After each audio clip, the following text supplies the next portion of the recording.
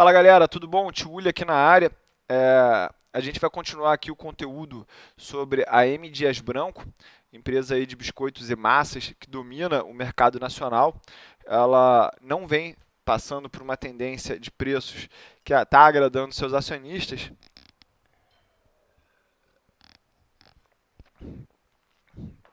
mas vamos tentar entender aqui como é que os seus números têm se comportado aí nos últimos anos através da análise horizontal, tá? Isso aqui é uma continuação do conteúdo que a gente fez sobre análise vertical.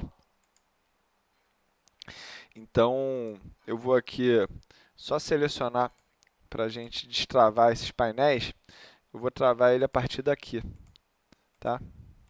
Vai ficar mais fácil para todo mundo. Então, olha só. O que a gente faz na análise horizontal? Eu pego a receita líquida aqui no caso, eu deixo ela em evidência e eu divido ela pela própria receita, tá? Só que a gente pode travar esses valores, algumas colunas e algumas linhas. A gente pode travar os dois se a gente quiser. Eu vou travar só a coluna, tá? Que é a coluna O.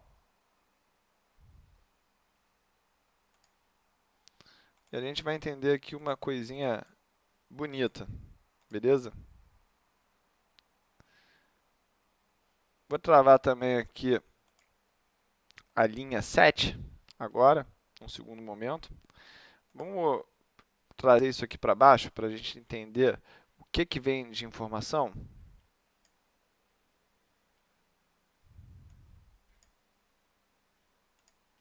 O que a gente acaba entendendo aqui, gente?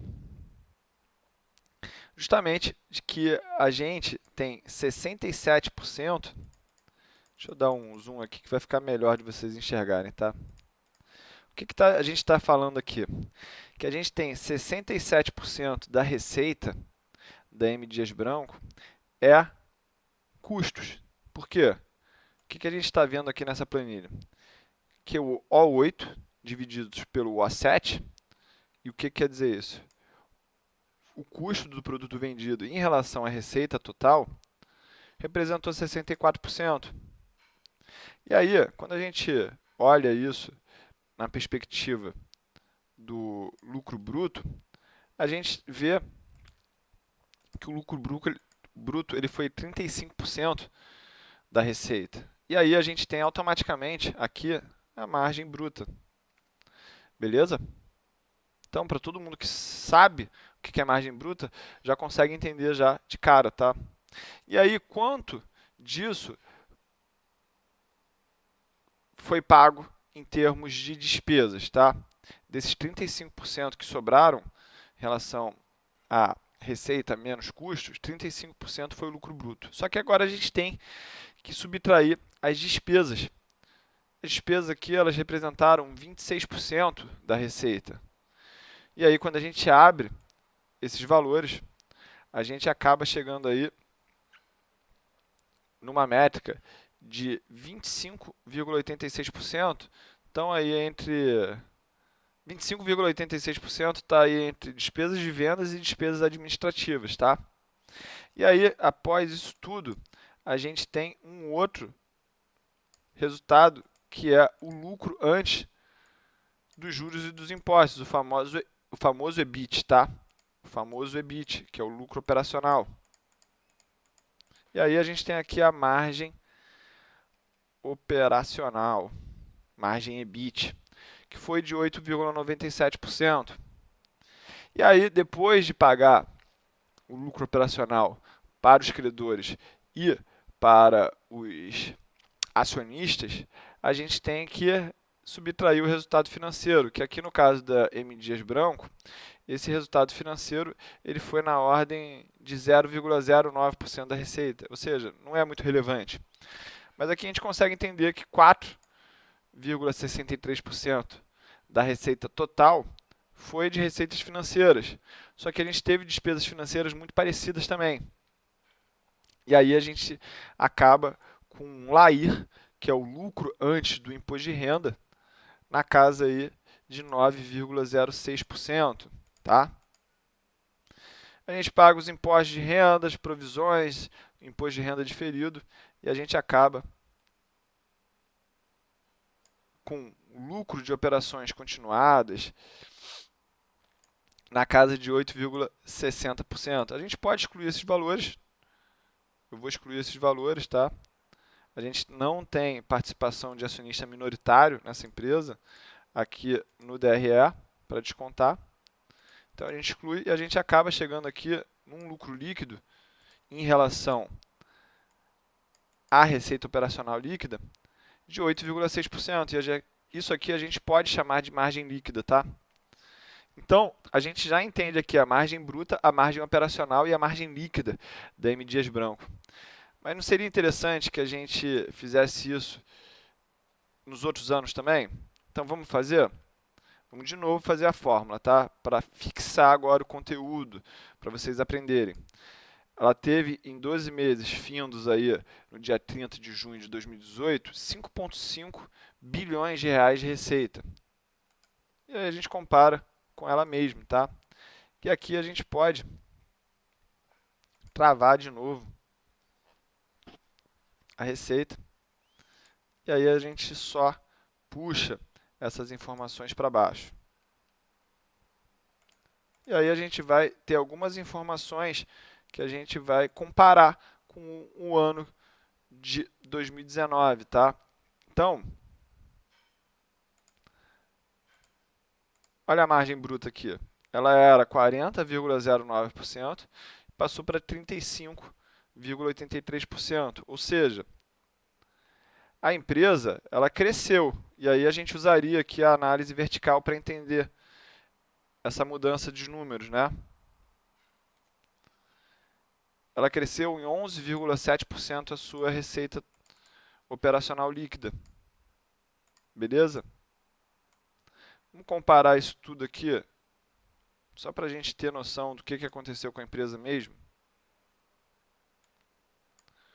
Você viu o lucro líquido caindo 33%, a gente viu a despesa operacional crescendo 17%, o lucro bruto ele ficou quase que estável, tá?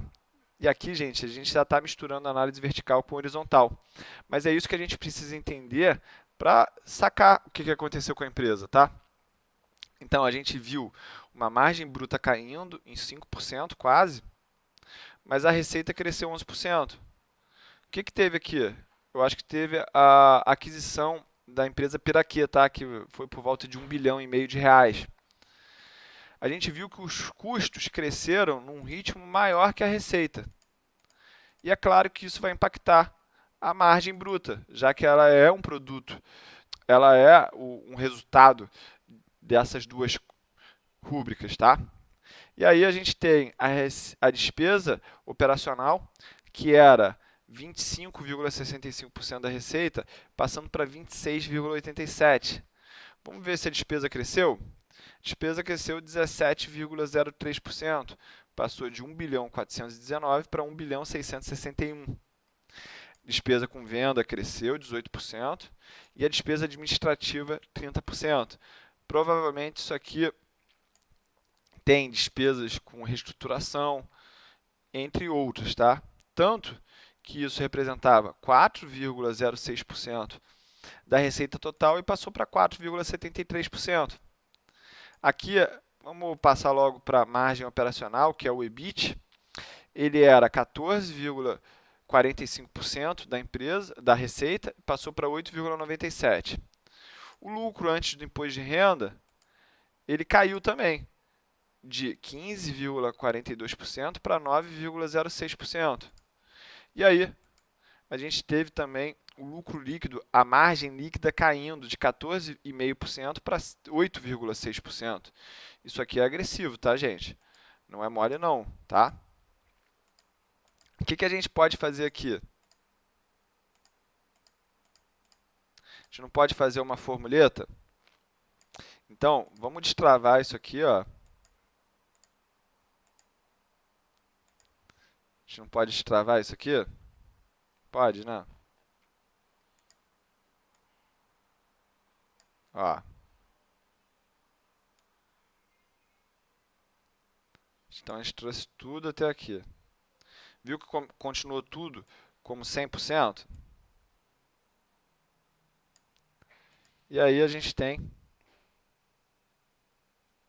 a mesma situação para cá.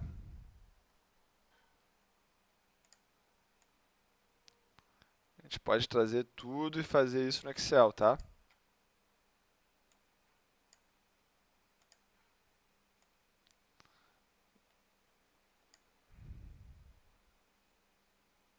Vamos fazer tudo de uma vez agora?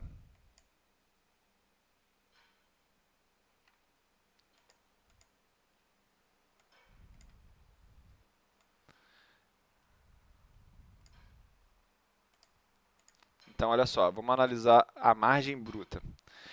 Ela atualmente está em 35,83%, era 40,09, era 41,92.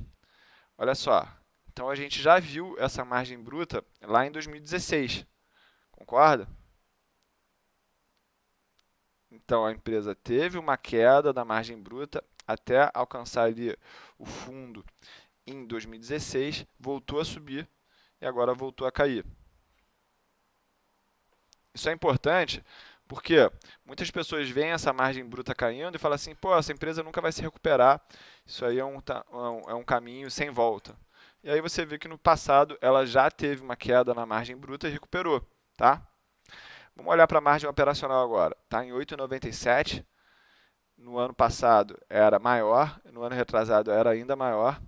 E aí em 2016 essa margem chegou a 11,68. A gente viu que também teve um processo de queda.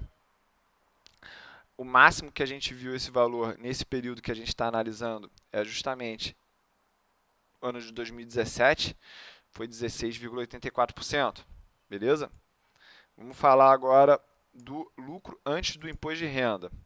Isso está representando 9,06% da receita. Antes era 15%, antes era 18%. Chegou a 12% ali naquele ano de 2016 que a gente viu que foi um ano difícil para a empresa. Então, faz tempo que a gente não vê isso aqui em 9,06%, tá? E aí, a margem líquida, por fim, aqui, era na casa dos 13%, 12%, 14%, chegou a 11,45%. E aí, a gente realmente está no mínimo que a gente viu nesse intervalo, desde 2011, a margem líquida da empresa. Fechado? Então, entendemos aí essa dinâmica? Importante que vocês entendam isso, tá? E aí, a gente pode fazer as mesmas coisas no balanço patrimonial. Beleza? Eu vou travar aqui essas células a partir disso.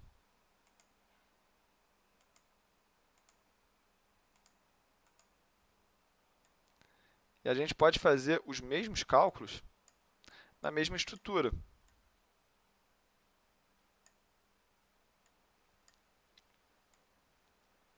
Vamos pegar isso aqui, ó. Vou copiar. Vou colar aqui.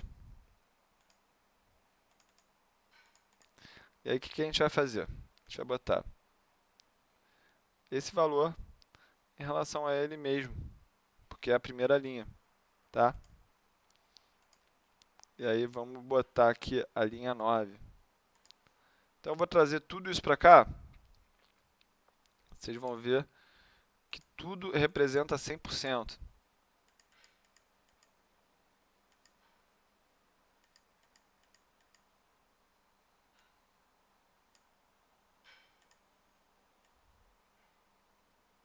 Beleza? Estão vendo? E aí aqui a gente só traz isso para baixo. Agora eu vou trazer aqui em relação a todo o balanço, tá? Vai parecer que está sujo pra caramba essa análise, mas a gente vai botar em amarelo aqui as principais contas que eu acho relevantes aí, tá? Então, olha só, o ativo circulante, ele já foi 41% do ativo total, hoje em dia ele é 30%. caixas e equivalentes, a gente já teve uma representatividade de 15% no ativo total, hoje em dia é somente 6,52%. Contas a receber, ou seja, a empresa aí fornece bastante para supermercado, empresas de varejo, ela gosta de vender a prazo. Isso aí já foi 14% do ativo total, hoje em dia é somente 10%. Vamos observar como que a empresa ela tem se comportado nesses anos aqui, porque isso vai ser interessante para entender se aquela queda que teve em 2016 nos resultados, ela realmente teve algum tipo de diferenciação aí em termos de números da empresa, tá? Então, os estoques também se mantendo estáveis. Vamos ver aqui se alguma coisa salta os olhos, tá? E aqui é importante, gente, a gente ter aquela mesma preocupação que a gente teve com a análise vertical. Ou seja, se a gente vê uma variação muito grande dentro da análise, a gente tem que ir lá na nota explicativa e entender de onde que veio aquilo, tá? Então, a gente tem aqui investimentos, a gente tem o imobilizado, que são contas importantes, tudo se mantendo estável aí. Olha aqui, ó, imobilizações em curso. Isso aqui é uma coisa importante, na minha opinião, porque são imobilizações que elas estão gerando despesas, mas ainda não entraram em operação, tá? Isso aqui pode ser um novo moinho, uma nova fábrica, um novo centro de distribuição. A gente tem que ir lá na nota explicativa entender. Ó, os intangíveis líquidos aí, ó, tiveram um grande aumento. Isso aí eu acho que tem muito a ver com a aquisição da Piraquê, beleza? Isso aqui a gente pode excluir para limpar um pouco aí as informações. Ou o passivo circulante se destacou porque era 11%, passou para 19% e agora estabilizou em 15% em relação ao ativo total, beleza? Total de empréstimos e financiamentos de curto prazo. Vamos ver quanto que isso aqui já foi representativo. Olha, já foi pouco representativo, já representou 4,42% do ativo total da empresa, hoje é 8%. Ou seja, a empresa ela não está sofrendo com endividamento, tá? Pelo menos no curto prazo. Vamos ver se alguma outra coisa teve algum salto que se destacou. O passivo não circulante da empresa já chegou a ser 8% do ativo total, hoje em dia é 12%, mas está estabilizado. E olha aqui essa informação, empréstimos de longo prazo. Ou seja, isso aí representa somente 6,6% do ativo total da empresa. Já chegou numa mínima ali de 4,29%. Talvez a empresa já estivesse preparada para fazer essa aquisição da Piraquê. E aí a gente tem que saber só se o preço pago foi alto ou não. Eu acho que foi alto, mas a empresa já saiu já dos seus R$ 60 para os preços atuais. Outra informação relevante aqui, ó, o patrimônio líquido já chegou a ser 80% do ativo total. A mínima chegou aqui em 64%. Hoje em dia, 72%, estabilizado. Beleza? Então, já viu aí as informações principais, ou seja, não tem nada gritando os olhos em termos de balanço patrimonial na M. Dias Branco. E a gente vê aqui que realmente ela teve queda nas margens. E isso tudo começou por aumento do custo do produto vendido. E aí é interessante a gente entender a dinâmica competitiva da empresa, saber que o trigo é uma commodity em dólar, tá? E o dólar teve uma alta. Então, seria interessante a gente entender como que essas duas coisas se comunicam e como isso pressionou a margem bruta da empresa. E aí a margem operacional e a margem líquida só foram consequências disso, tá? Então, vamos dar uma olhadinha no gráfico da M. Dias Branco para ver como que isso tem se comportado e a gente vai completar aí a análise, tá? Então, a gente está vendo aqui, esse é o indicador, é o High-Low, tá? E a gente está vendo que a empresa já chegou lá numa cotação máxima de quase R$ 60, 60 aqui, 75. Essa queda aqui de quase de 40% em 120 dias já foi, eu acho que um ajuste dessa aquisição. Vamos dar uma olhada em 2016, que foi quando a empresa teve uma queda lá nos seus números, se isso teve impacto. Teve, ó, porque a informação foi emitida aqui, normalmente um mês depois, vamos ver aqui, isso, foi aqui. Com certeza, aquele trimestre ruim, aquele ano ruim, ele foi refletido aqui, ó, queda de 42% nos últimos 360 dias que a empresa teve. Então, as pessoas que ficam assustadas com uma queda da ação, elas também deixam de alguma forma de ganhar com essas altas de 200 e poucos por cento que ela teve em consequência, tá? Isso aqui a gente está olhando o gráfico semanal, gente. Vamos dar uma olhada aqui no gráfico mensal. E aí, a gente pode misturar um pouco aí das duas coisas, só para vocês entenderem o que a gente está falando. Eu estou vendo aqui, ó, um ombro, uma cabeça,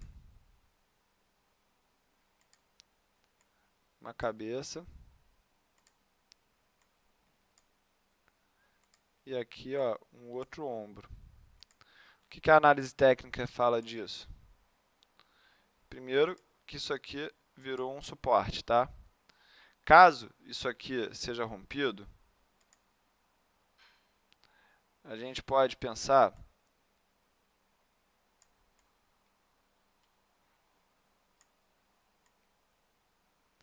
em ver a M Dias Branco em 27,88, mole, tá? Até 22,52. Isso aqui seria catastrófico e seria uma continuação desses maus resultados que a empresa teve. Beleza? Atualmente, ela está com uma tendência de queda. Para quem não consegue enxergar isso, consegue ver pelo high-low e consegue ver aqui, ó, nessa sequência. Então, 31,30 eu ainda veria esse papel num movimento normal de correção. Isso aí tudo no mensal, tá? Quando a gente põe no semanal, a gente começa a ver uma coisa mais ampla. Então, essa análise gráfica que eu estou fazendo aqui, ela não tem nada a ver com essa análise aqui horizontal, mas só para a gente entender como que o preço ele pode refletir essa mudança aqui nos fundamentos, tá?